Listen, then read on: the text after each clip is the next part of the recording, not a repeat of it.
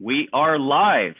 This is Alex Bush with the MCGOP, and I'm here with Roxy and Ndebumadu from the Bowie City Council to tell us the exciting adventure she's been having running a city under the most difficult circumstances.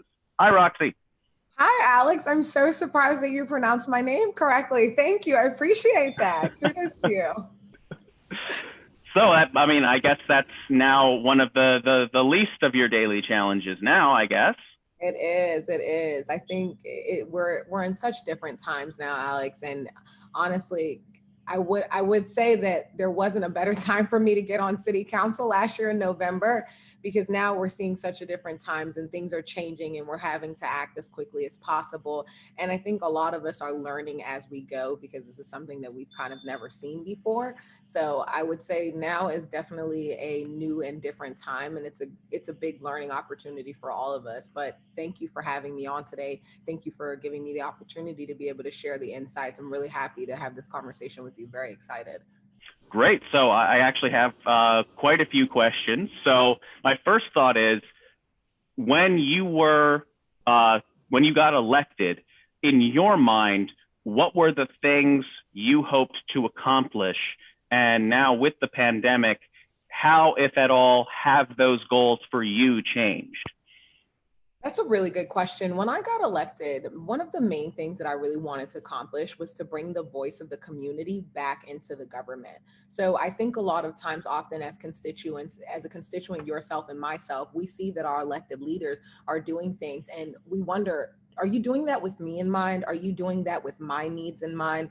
What are you actively acting on to make these decisions that you're making? So that was my biggest goal within the community of Bowie, Prince George's County specifically, was to bring the voice of the residents back into the mix and make sure that as we are making decisions, as we are going forward, that these are the voices of the residents and not the voices of people that do not relate to them, not the voices of people that cannot understand their daily experiences or their daily lives. And I think honestly, during a time like this has only amplified that mission, to be honest with you, because now is the time to act. Now is the time to do things. Now is the time to be creative. All of those solutions that everyone says that they have, that they've come up with, that's top of mind for them. Now is the time to look and see, how can we implement those? How can we push our community forward? How can we be that beacon of hope into the future that's going to teach us a new way of doing things and also help us evolve and do things in a better way than we have done them before. So I think honestly, this time has only helped me because I have had to challenge myself and be creative in the way that I communicate with my constituents, in the way that I think about solving complex solutions, in the way that I think about our budget, in the way that I think about what's actually and truly affecting our community. This time has only brought that top of mind. And I think without something like this, which is very, as unfortunate as it has been, we wouldn't have been given this opportunity to be held accountable and act in the most pressing manner that we need to. And I think the biggest thing out of this lesson for my constituents, as well as anybody else out there in the world, is that making sure that you're holding your elected leaders accountable. And I think that's the biggest thing.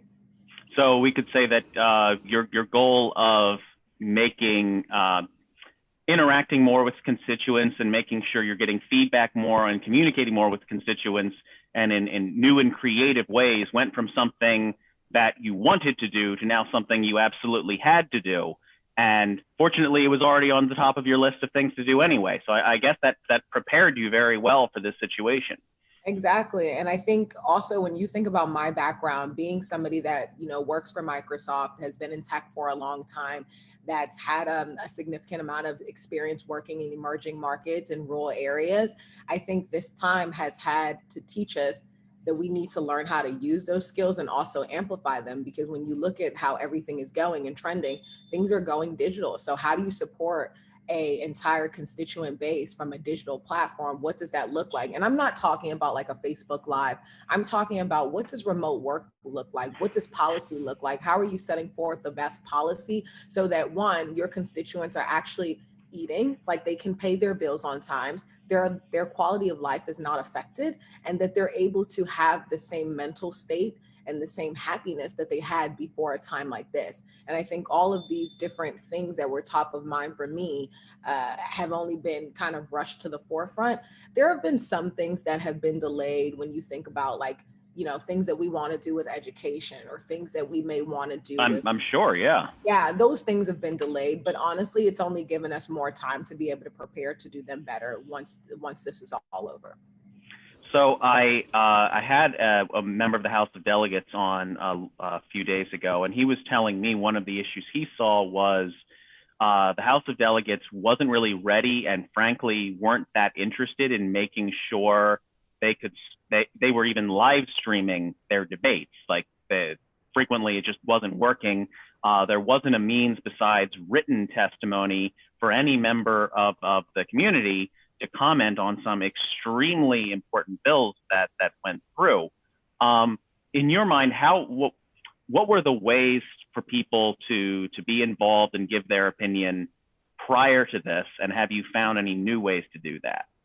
So prior to this, people were able for us, and you know, that's an interesting point that you bring up, because it was a conversation for us over in Bowie for a long time. Before, people were able to email or call in, and then as well come down to City Hall during our hearings and give their testimonies like that. And so that was kind of the way that we were doing it before. Now we've switched to a platform where residents are able to text, they're able to email, and they're also able to still call, and someone will be able to answer. We are trying to evaluate ways that we can live stream and residents can comment live, or kind of, I mean, they're still already able to tune in live, but we are looking at other alternatives and how residents can actively engage more. Because honestly, what this goes back to, Alex, is transparency. Like, they have to be involved in the process and you can't hinder them. And I understand that this is an unprecedented situation where times are different and we're not used to this, but that doesn't mean that transparency and efficiency needs to get lost in the process.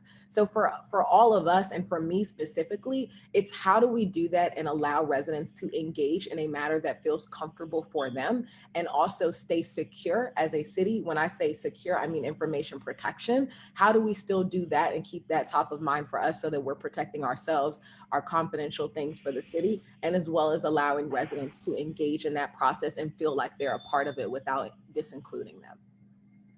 So one of the things that happens, you know, we're a little bit past it now, but happens around this time of year is counties have to start planning their budget, and, you know, they have to start sending out notices about whether, you know, potentially there are property tax increases and that kind of thing. How are you all and your county, where are you guys going with fiscal planning? Because obviously, you know, usually the fiscal planning is in May is when there's like a draft of a budget, and now things are just, you know, completely different with what the projections are. How are you guys dealing with that?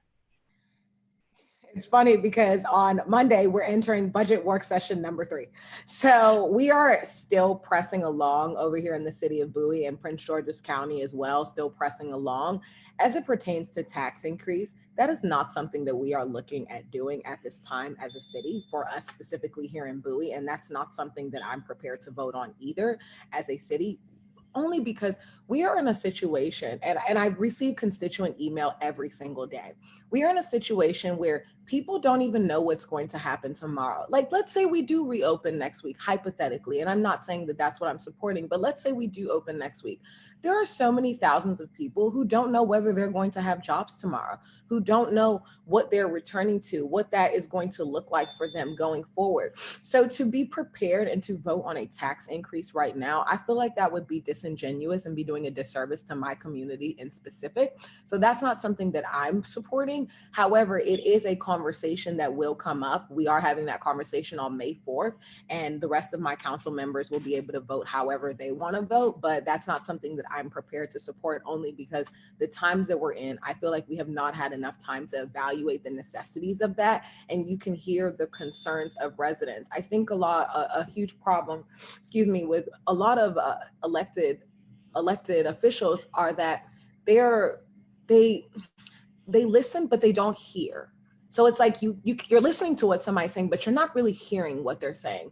And so for me, because I have started doing videos and reaching out to the community and trying to generate relationships where people feel comfortable coming to me as a leader, people are saying, hey, we don't feel comfortable with this. We don't know where our money is coming from. Things are looking very scarce. We're applying to, the Paycheck Protection Program and things like that are coming out, but we don't know where we stand with that. So for me, that would just do a disservice. We do have to move forward with budget hearings, and we are making sure that the community is staying engaged in that process by putting notices out in the paper and making sure that we're broadcasting out on social media as well as our online, so they can join and participate in those conversations. And a lot of them have reached out, but it's not something that we can stop at this time, only because due to our charter, our budget has to be passed by a particular time. So we have to press on, but we're just trying to make sure that all of the residents are being included in that process. And for me, it's all about amplifying their voice. So if I hear something, of course, obviously I'll decipher and use my discernment on what makes sense and what does not make sense,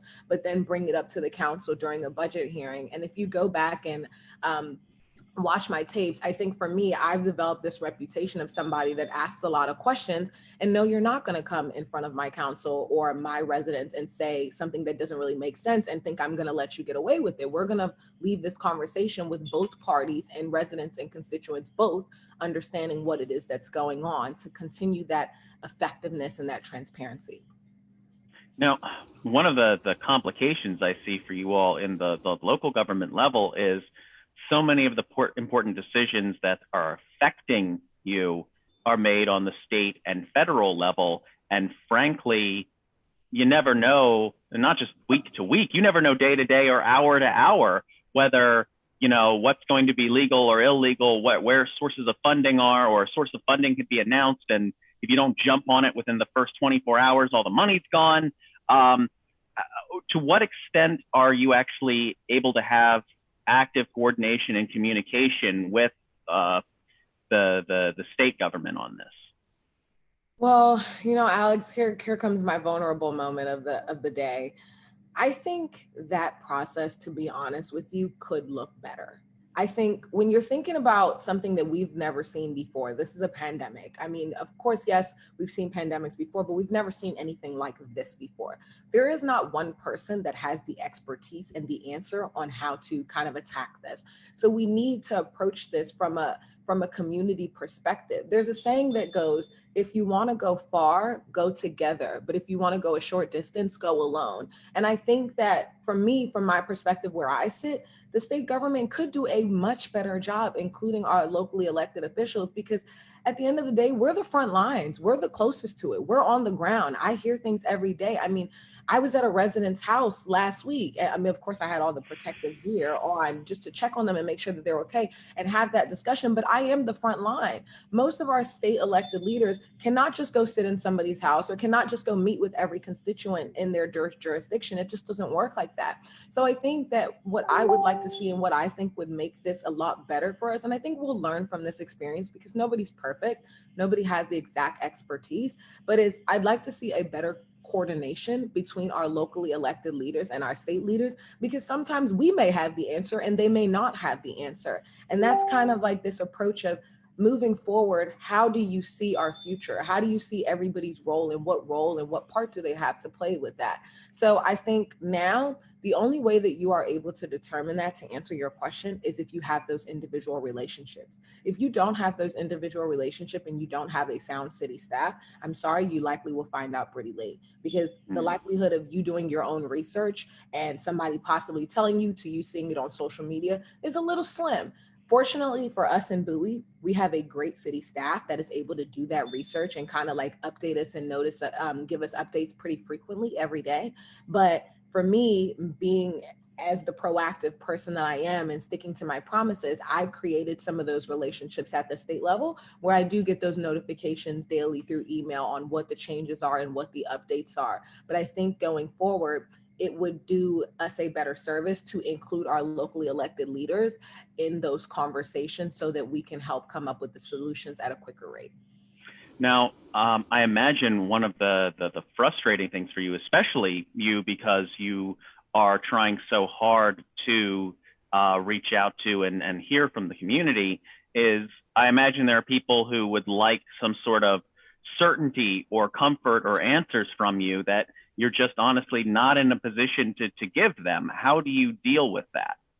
So, to be honest with you, I haven't gotten that experience to date. I haven't had a resident that has reached out to me, and I call them resident because I look at them like my little family.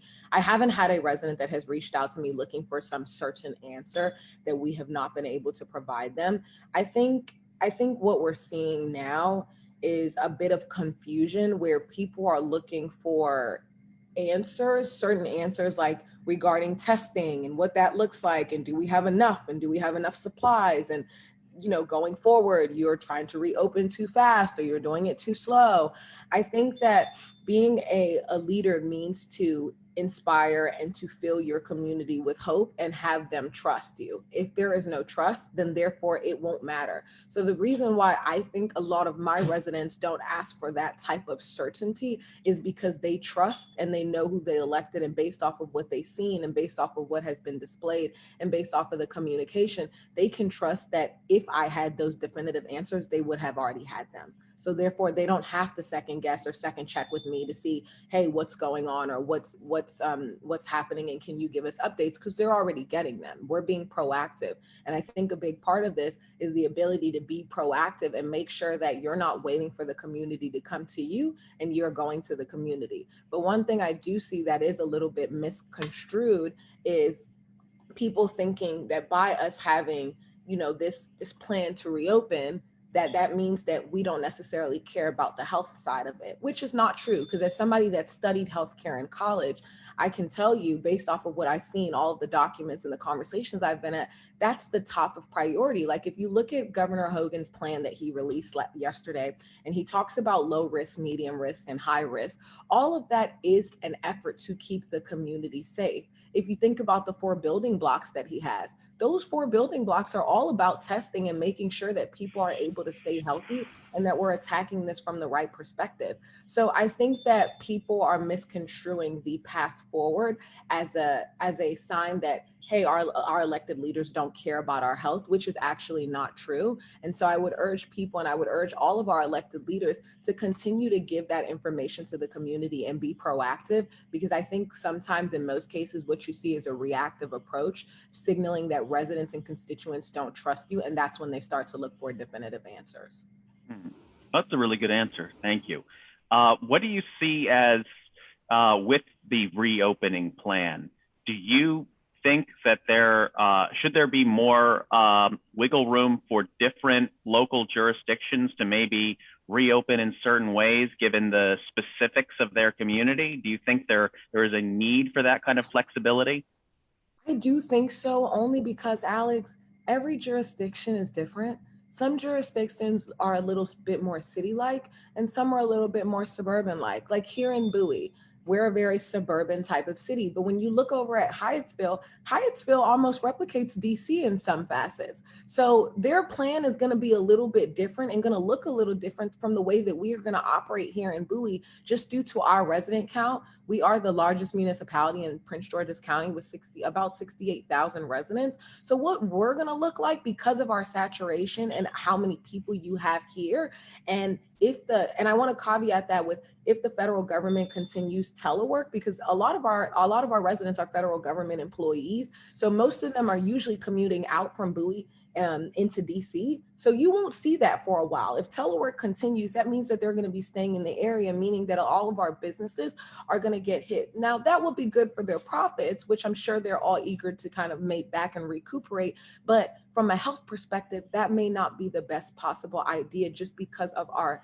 saturation size and just because of the type of demographic that we have here. When you think about the African American community, which is probably about 54% in Bowie, you're looking at people that are at higher risk, for this coronavirus that's going around, than people of other ethnicities. So because we have a larger population in that, we have a more concentrated population, we have a more suburban population with less options than like a Hyattsville or a Laurel or something like that. You're looking at a different type of plan that may work for us than it will work over there in Laurel, or will work in Hyattsville or other areas in Montgomery County.